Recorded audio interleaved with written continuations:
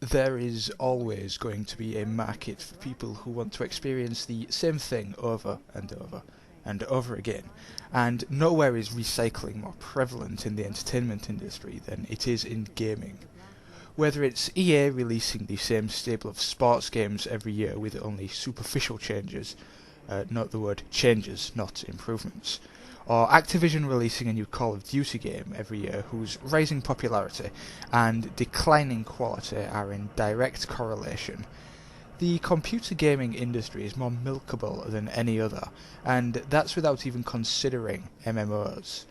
The TV and films industries would literally murder people to have the kind of consumer base that is as predictable and as reliable and as exploitable as the one the games industry enjoys.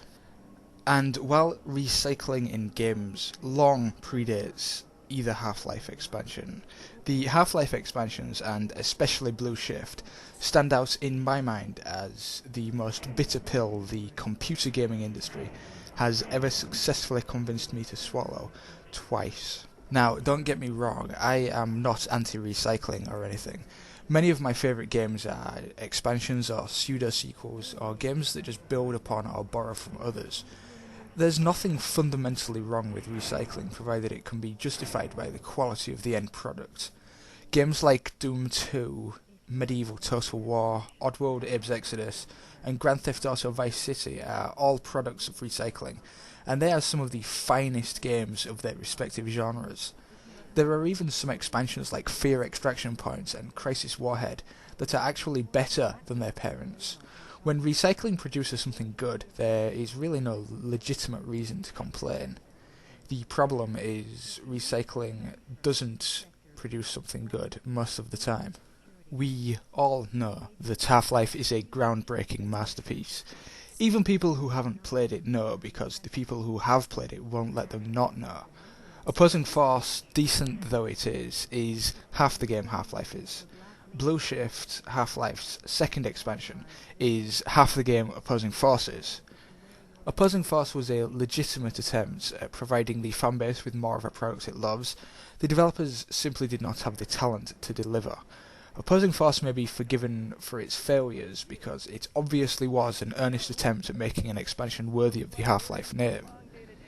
Blue Shift, on the other hand, is nothing more than an exercise in the most vile, most reprehensible, and most detrimental to the consumer act any games publisher can ever commission. It is a husk of a game using the weight of a powerhouse name purely to make money.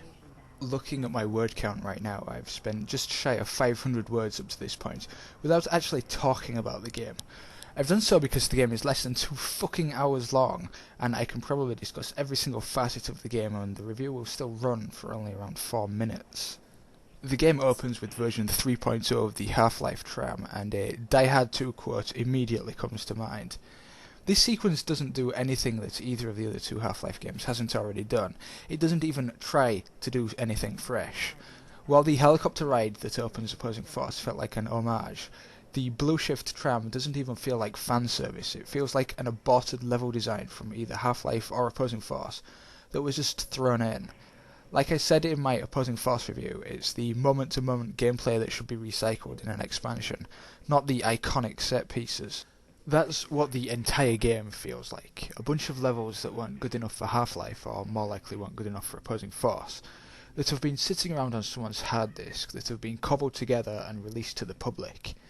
There is kind of a loose narrative to keep the game moving forward, but the game is a retelling of a story that was itself just a more elaborate retelling of another game's story which was itself derived from a short story by Stephen King, which was itself probably not original in the first place. To say we have been there and done that would be something of an understatement.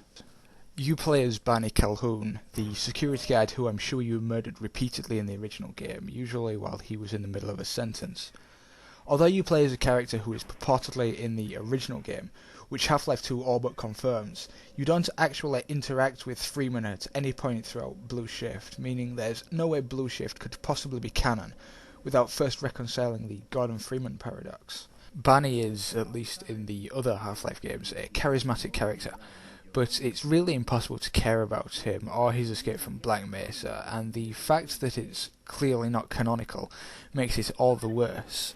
Something not being canon by no means ruins it. The aforementioned fear extraction point isn't canon, but the expansion is better than its parent in pretty much every way.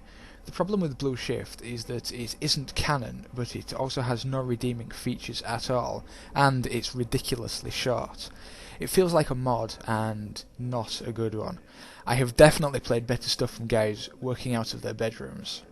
The expansion paradigm, as we all know, is pretty much the repackaging of an alternate version of the original game, with a bunch of new stuff to make it worthwhile for people who have already played the original. The new stuff in first-person shooters is usually weapons and sometimes enemies. Blue Shift has scrapped that well-established and long-running idea, and taken a less is more approach, and decided to remove pretty much everything that was in the original Half-Life and its first expansion, meaning there are very few weapons and enemies. The only weapons Barney uses throughout the game's 2 hours are the mundane weapons: pistol, shotguns, machine gun, grenades, stuff like that. None of the exotic weapons from either of the previous games have made it into Blue Shift, and there are definitely no new weapons. The enemy list of the original Half-Life is more or less intact, with maybe a few omissions, but certainly no additions, while the alternate alien faction of opposing force is completely absent. It's difficult to say which enemy type is most frequently encountered throughout the game, since the game is shorter than most of the films in my DVD collection, but I think it's probably headcrabs. And like opposing force, there aren't really any truly memorable moments, at least in the first half of the game. In fact, I took a break around halfway through the game for about a week, and when I came back to it, I had forgotten almost everything leading up to that point in the game. There are only 2 truly memorable sequences throughout the second half of the game, one of which is actually enjoyable. It's an area where you fight several groups of soldiers who come at you in waves. I think in total there must be around 15 to 20 soldiers, all in one fairly small area. It's an exciting sequence, but at no point does it feel like anything you haven't played before. The other memorable moment is the Zen area, but it's memorable for all the wrong reasons. The entire section is essentially a labyrinthine web of dark tunnels, with headcrabs hiding around every single fucking corner. I didn't see a good reason to make the tunnels so small you have to crouch through them, except to make you move slower in order to prolong the sequence, and I don't see the point of having an area that's just a big maze other than to prolong the sequence. I know that I have criticised the length above, but I would always rather have a shorter game than a game that is prolonged with superfluous, mediocre filler.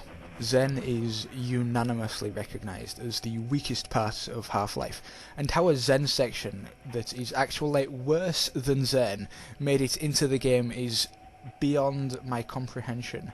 I can only conclude that I am correct, that this game is a mishmash of areas rejected from the previous Half-Life games. Half-Life is a milestone in gaming that belongs on everyone's all-time lists now and forever. Opposing Force is a fair attempt at remaking Half-Life, and as outsourced expansions go, it's probably about as good as anyone should expect. But while Opposing Force doesn't have any of the things that made Half-Life a masterpiece, Blue Shift doesn't really have any of the things that made Opposing Force adequate.